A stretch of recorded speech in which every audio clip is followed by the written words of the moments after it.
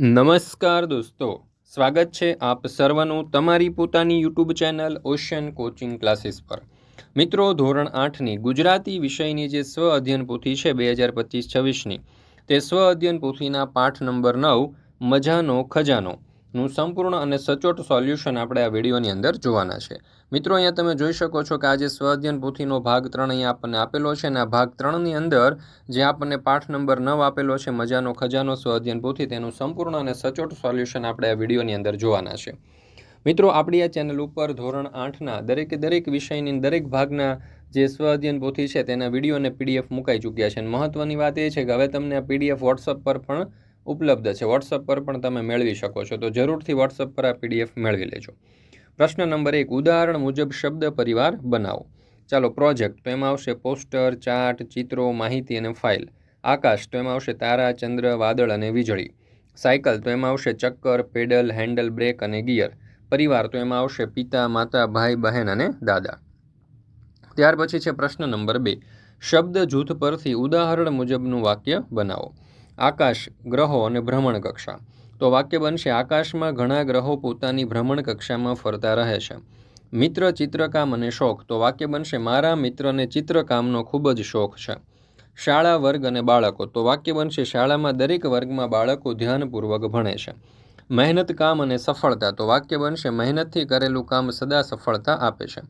મિત્રો, ધોરણ 3થી 10ની નવી સ્વ અધ્યયન પોથી 2025-26 આવી ચૂકી છે, અને આ જે નવી સ્વ અધ્યયન પોથી છે તેના દરેક પાઠના સંપૂર્ણ સોલ્યુશનના વિડીયો અને પીડીએફ આપણી ચેનલ ઉપર મુકાઈ ચૂક્યા છે, તો જરૂરથી આ વિડીયો અને પીડીએફનો અભ્યાસ કરી લેજો। તમારી પરીક્ષાની તૈયારી માટે પણ મિત્રો તમને ખૂબ જ ઉપયોગી થવાનું છે। અને બીજી મહત્વની વાત એ કે વોટ્સઅપ પર પણ તમે પીડીએફ મેળવી શકો છો। વોટ્સઅપ પર પીડીએફ મેળવવા માટે તમે સંપર્ક કરી શકો છો 70 46 22 22 54 નંબર ઉપર, અને એપ્લિકેશનનું નામ છે ઓશન કોચિંગ ક્લાસીસ। આ એપ્લિકેશન ડાઉનલોડ કરી અહીંયાથી પણ તમે સોલ્યુશનની પીડીએફ મેળવી શકો છો। ત્યાર પછી છે પ્રશ્ન નંબર 3, આપેલી કહેવતો કોણ બોલે છે તે એકમના આધારે લખો। પેલું, વડ તેવા ટેટા અને બાપ તેવા બેટા, તો દાદાજી બોલે છે। બીજું, મોરના ઈંડા ચિતરવા ન પડે, તો દાદીમાં બોલે છે। વાડ વિના વેલો ન ચઢે, તો કર્ણ બોલે છે। ધીરજના ફળ મીઠા, તો દાદાજી બોલે છે। મન હોય તો માળવે જવાય, દાદાજી બોલે છે। ત્યાર પછી છે પ્રશ્ન નંબર 4, આપેલી કહેવતોમાંથી સમાનાર્થી કહેવતો અને વિરુદ્ધાર્થી કહેવતોની જોડ બનાવીને લખો। તો પહેલાં જોઈએ સમાનાર્થી કહેવતો। અધૂરો ઘડો છલકાય, એની સમાનાર્થી છે કે ખાલી ચણો વાગે ઘણો। હૈયું બાળવા કરતાં હાથ બાળવા સારા, તો પારકી આશ સદા નિરાશ। અને ઝાઝા હાથ રળિયામણા, તો ઝાઝી કીડીઓ સાપને તાણે। ત્યાર પછી અહીંયા આપણને વિરુદ્ધાર્થી કહેવતો આપણે જોઈએ તો આ રીતે આવશે, બોલે તેના બોર વેચાય, ન બોલવામાં 9 ગુણ। માંગ્યા કરતાં મરવું ભલું, તો માંગ્યા વિના માં પણ ન પીરસે। અને ધીરજના ફળ મીઠા, તો આગ લાગી ત્યારે કૂવો ખોદવો। ચાલો, ત્યાર પછી છે પ્રશ્ન નંબર 5, આપેલા ફકરામાં રેખાંકિત અર્થની જગ્યાએ કાઉન્સમાં આપેલા રૂઢિપ્રયોગ વાપરી અને વાક્ય જરૂરી ફેરફાર કરીને લખવાનું છે। જુઓ તો અહીંયા સૂર પુરાવો, મહેનત પાણીમાં ગઈ, સાંભળ્યું ન સાંભળ્યું, હાથ દેવો, દિલ દઈને કામ કરવું વગેરે જેવા શબ્દો આપણને આપેલા છે। અને આ જે પેરેગ્રાફ છે તે આપણે ફરીને લખવાનો છે, તો આ પ્રમાણે લખી શકીએ। જુઓ, દક્ષાને તેના મમ્મીએ ઘરના ઓટલાની સફાઈ કરવા કહ્યું, પણ દક્ષા ટેલિવિઝન જોતી હતી એટલે તેણે વાત સાંભળી ન સાંભળી। મમ્મીએ મોટા અવાજે બૂમ પાડી ફરીથી કહ્યું એટલે દક્ષાએ ઝડપથી રૂમની સફાઈ કરી લીધી। મમ્મી બોલી, રૂમની સફાઈ મેં પહેલેથી જ કરી દીધી હતી, મેં તને ઓટલાની સફાઈ કરવા કહ્યું હતું, તારી મહેનત પાણીમાં ગઈ। દક્ષાએ કહ્યું, મારે શાળાએ જવાનું મોડું થાય છે। મમ્મી બોલી, લાવ હું હાથ દેવડાવું, કોઈ પણ કામ દિલ દઈને કરવું જોઈએ। પાસે બેઠેલા દાદીએ પણ સૂર પુરાવ્યો।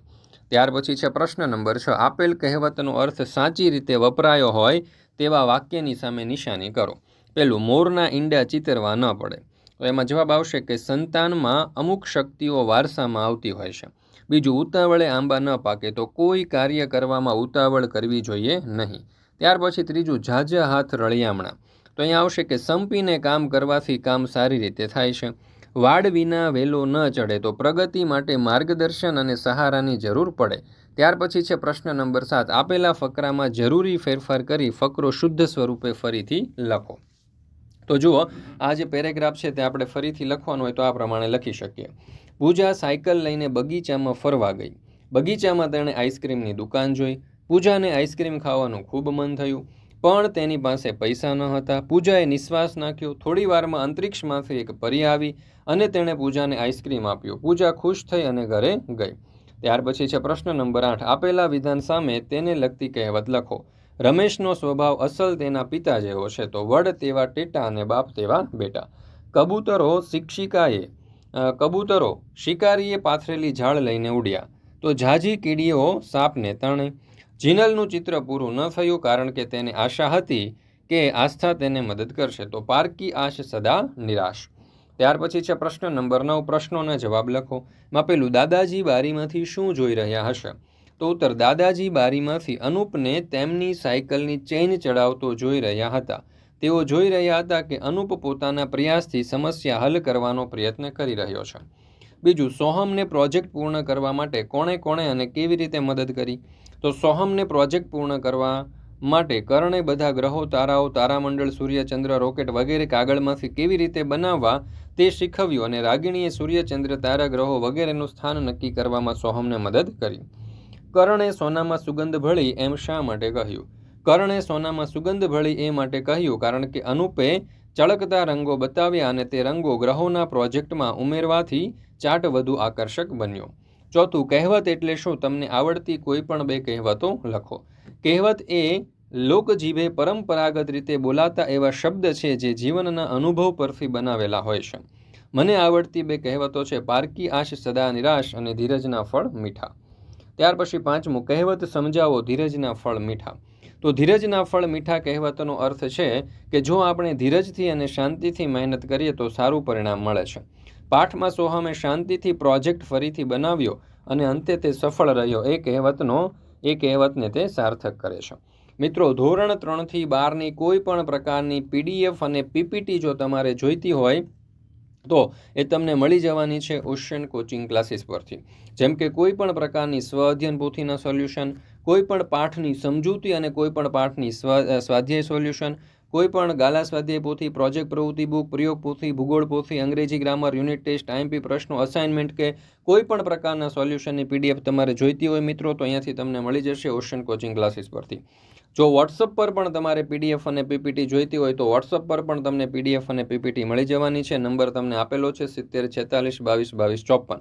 આ નંબર ઉપર તમે કોન્ટેક્ટ કરી સંપર્ક કરી અને WhatsApp પર પણ PDF મેળવી શકો છો. એપ્લિકેશનનું નામ છે ઓશિયન કોચિંગ ક્લાસીસ. આ એપ્લિકેશન તમે ડાઉનલોડ કરી અને અહીંયાથી તમે સોલ્યુશનની PDF અથવા તો PPT મેળવી શકો છો.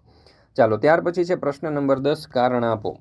અનુપને ચેન ન પડ્યું કારણ કે? તો જવાબ આવશે કારણ કે તેની સાયકલની ચેન ઉતરી ગઈ હતી અને તેને જાતે સુધારતા આવડતી ન હતી. તે પોતાના પ્રયાસથી ચેન ચડાવવાનો નિર્ણય લેતા ચિંતિત અને ઉદાસ થયો હતો. સોહમના મિત્રો દાદાજીની વાત સાંભળી ખુશ થઈ ગયા કારણ કે દાદાજી સોહમના મિત્રો સાથે પ્રેમપૂર્વક વાત કરી અને તેમને પ્રોજેક્ટમાં સહભાગી થવા માટે પ્રોત્સાહન આપ્યું. તેથી સોહમના મિત્રો ખુશ થઈ ગયા. ત્યાર પછી ત્રીજું, સોહમના મમ્મી બોલ્યા, હીરો ધોધે જઈ આવ્યો અને ડેલીએ હાથ દઈ આવ્યો કારણ કે? તો જવાબ આવશે રામુને આઈસ્ક્રીમ લાવવાનું કહ્યું હતું છતાં એને શું લાવવું હતું તે યાદ નહોતું, એટલે સોહમની મમ્મીએ ઉપર હાસ્ય મુખે કહેવતથી ટિપ્પણી કરી. મિત્રો, અહીંયા આપણે આજે ધોરણ 8ની ગુજરાતી વિષયની સ્વ અધ્યયન પોથીનો પાઠ નંબર 9 જે છે તે પૂર્ણ કરીએ છીએ. ફરી મળીશું મિત્રો આપણે ધોરણ 8 વિષય ગુજરાતી સ્વ અધ્યયન પોથી પાઠ નંબર 10ના સંપૂર્ણ સોલ્યુશન સાથે. મિત્રો, આ વિડીયો તમને પસંદ આવ્યો હોય તો લાઇક કરવાનું, તમારા મિત્રો સાથે શેર કરવાનું અને સરસ મજાની કોમેન્ટ આપવાનું ભૂલશો નહીં. સાથે સાથે આપણા WhatsApp ગ્રુપમાં પણ જોડાઈ જજો જેથી કરીને આવનારા તમામ વિડીયો અને PDFની લિંક તમને WhatsApp પર પ્રાપ્ત થતી રહે.